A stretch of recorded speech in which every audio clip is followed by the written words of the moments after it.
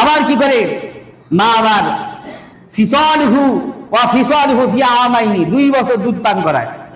কয় বছর বলেন?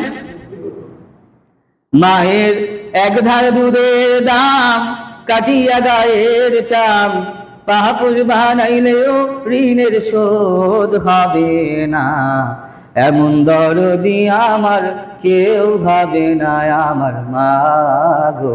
বলে সুবহানাল্লাহ।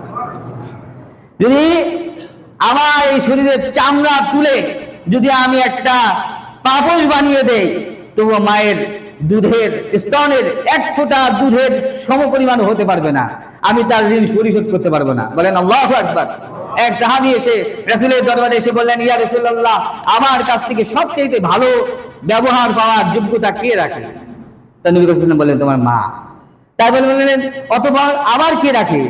এরপর কে রাখে? নবী বললেন যে তোমার মা। আবার বললেন, ইয়া রাসূলুল্লাহ, এর পরে মায়ের পরে আবার কে আসে যে তার আমার কাছ থেকে সবচেয়ে ভালো ব্যবহার পাবে, সদ্ব্যবহার পাবে? তখন নবী সাল্লাল্লাহু আলাইহি বললেন, তোমার মা। মায়ের কথা কয়বার বললেন? বলেন 3 বার। এরপরে বললেন, ইয়া রাসূলুল্লাহ, তারপরে কি? বললেন যে তোমার বাবা।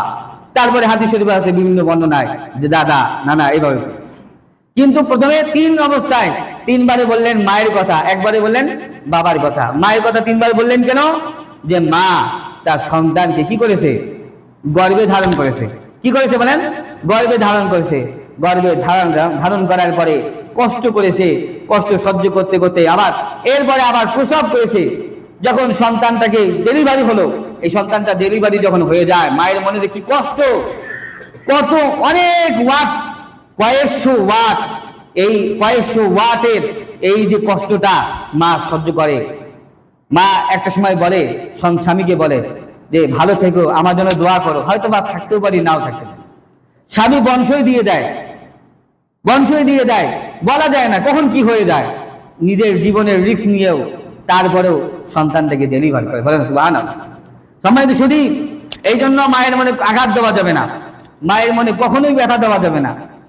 এরপরে সন্তানটা যখন জন্মগ্রহণ করলো, 2টি বছর আবার তাকে দুধ পান করিয়েছে মা। বলেন সুবহানাল্লাহ। এই জন্য মায়ের মনে কষ্ট দিলে সে জীবনেও আগাতে পারবে না, মায়ের মনে ব্যথা দিলে সে জীবনে বড় হতেও পারবে না। কারণ আল্লাহ বেনারাজ, আল্লাহ তাআলা বেজার হয়ে যাবেন, তিনি নারাজ হয়ে যাবেন ওই বান্দার উপর। সম্মানিত শরীর, আল্লাহ তাআলা বলছেন, এটা কিন্তু আল্লাহর বক্তৃতা, আল্লাহর বক্তব্য দিচ্ছেন যে মা তার সন্তানকে 2 বছর দুধ পান করায়, আনিশকুরলি ওয়া ওয়ালিদাইক, যে এখন তোমরা কি করো? আমার শুকরিয়া আদায় করো, আমি আল্লাহ রাব্বুল আলামিন তো তোমার মাকেও সৃষ্টি করেছি। বলেন সুবহানাল্লাহ। এই সব